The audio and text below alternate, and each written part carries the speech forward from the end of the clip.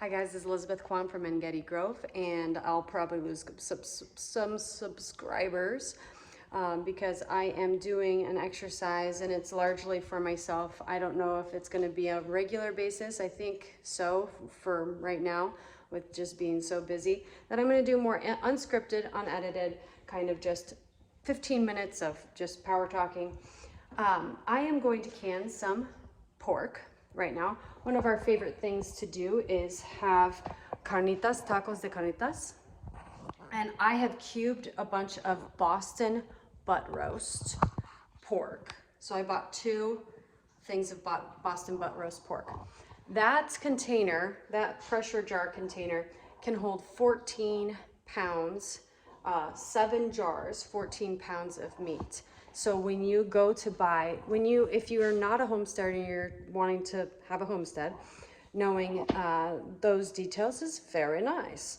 And it can be very intimidating to start to can, and learning it faster and getting more comfortable with it, the sooner the better. And I'm just going to put all of this meat in these jars and put, I don't know, like a teaspoon or so of salt in the jars.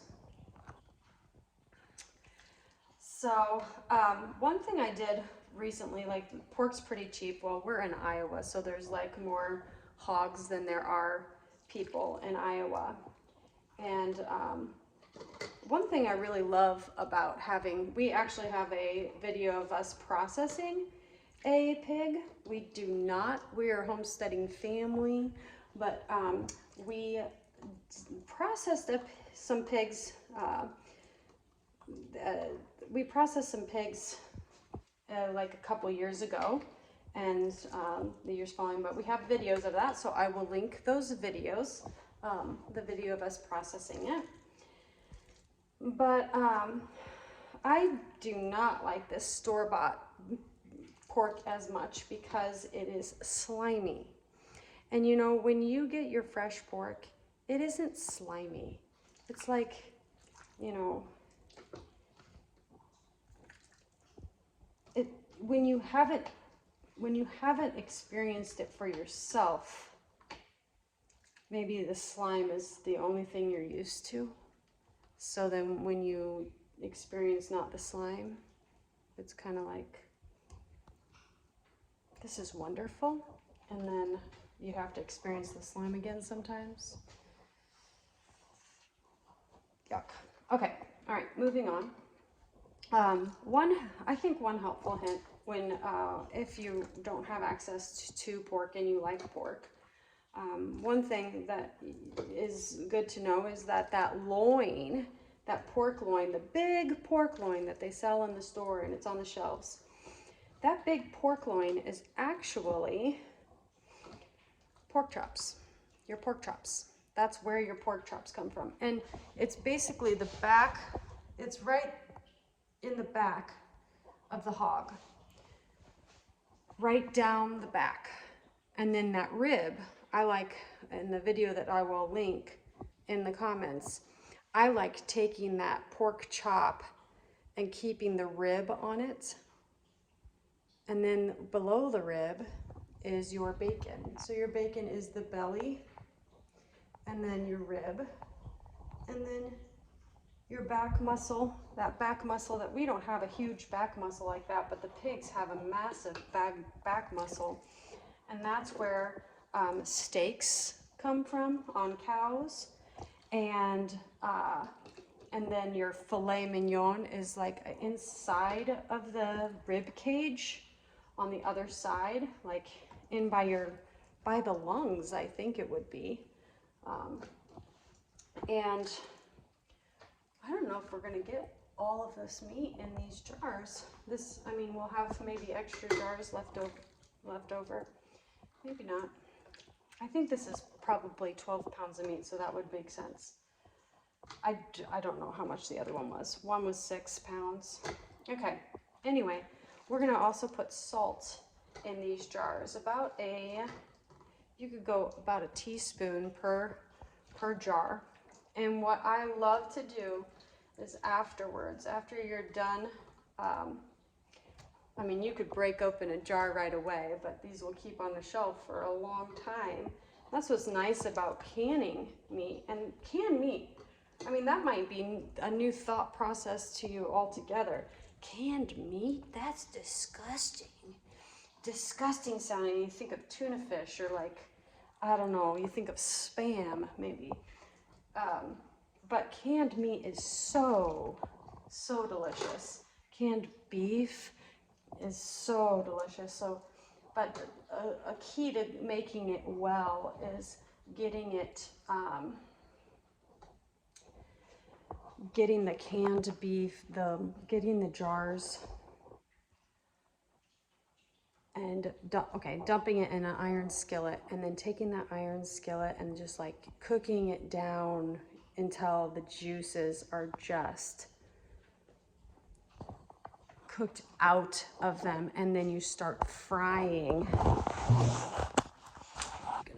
See, I'm really doing this unedited. And then you just start frying. I'm gonna wash my hands. You start frying that pork in its own fat. There's gonna be silent moments.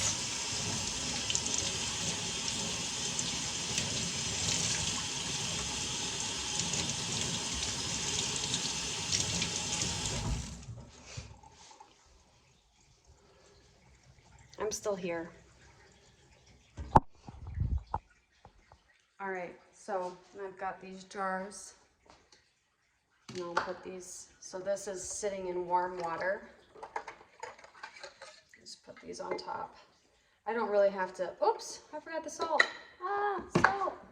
So what salt do I use? I like Redmond salt, I like Himalayan salt, I like,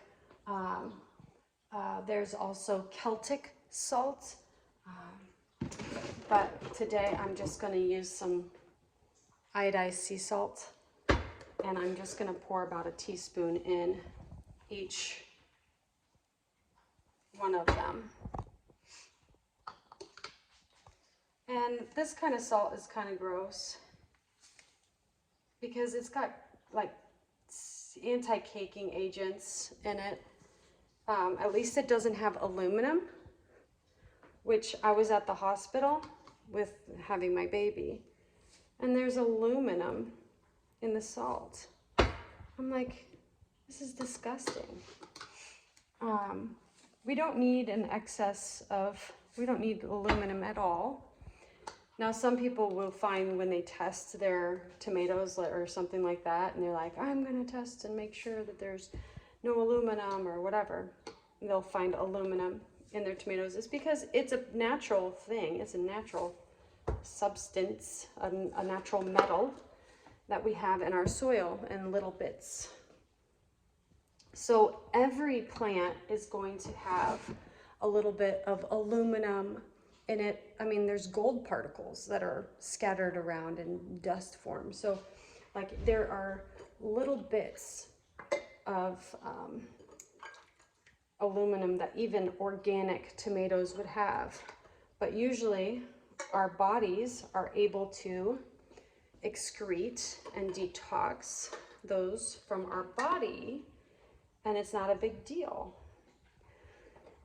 But if our pathways are blocked up and we have systemic issues in our body, which can be, you know, massive, if you got the environment of mold can make it so that your detox pathways are messed up. But other things, anything your immune system has to take time on, away from doing what it's supposed to be doing, is going to take away your body's ability to detox and survive. So just knowing that information and not being too scared of it.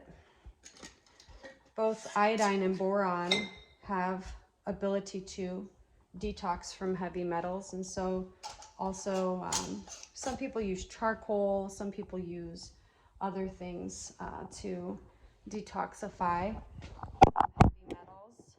And what it does, those like charcoal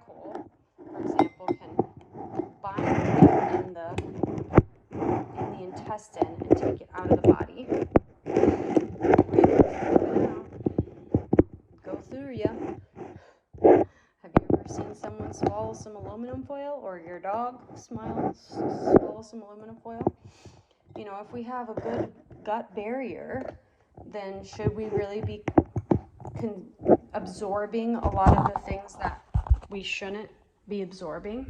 I think a lot of things get passed through our system because of our leaky gut, and that is becoming less and less of a controversy or a divided opinion. The reality of a leaky gut, you've probably heard it before, and it plays a lot into health, because the leakier the gut, the more issues you're going to have with your health.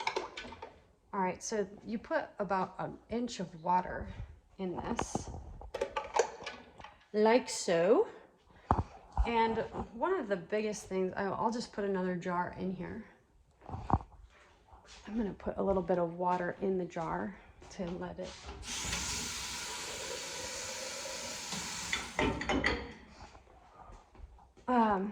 One thing that I think I do, sometimes I always break a jar, and I've never exploded the thing on me. So note to yourself, I've never exploded anything, and I don't think that you will either.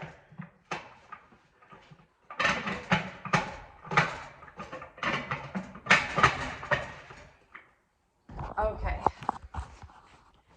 So we're gonna go ahead and get this to 10 PCI, I think it's PSI or whatever, PCI, pressures per square inch, pressures square inch, PSI, 10 PSI for 90 minutes, so an hour and a half. And one thing that I have done often is I have let it get, I've not watched it very well, and I have let it get way too high. And I think that makes it so that the glass jars inside are more fragile to break. And I've had quite a few times where, and I've got to let it get way too high, too much. I've had quite a few times where the jar bottom breaks out and I lose some meat. And that is not fun. Usually it's a clean break. Sometimes I've taken it out and it's suspended. The meat is suspended inside of it, because it's not, you know, you have to, when you take the meat out of the jar, it's just kind of like tuna fish. You kind of got to scrape it out. You got to use something to get it out. So I usually carefully get my meat out and use it anyhow. And I'm just careful and thoughtful about not killing my family with some debris of glass or anything. So I'm gonna get this cleaned up. But yeah, so that is a really good way to not have so much freezer space taken up. So if you do butcher hogs, you can get this going. It does take a while to get up to PSI. And you can use it right away, or you can wait a year and use it in a year. You know, using it within the year is kind of nice, and that's ideally what you would want to do. But you could go, it's probably fine going longer. So, all right, well, I'm going to let you guys go for now. Thanks for hanging out with me.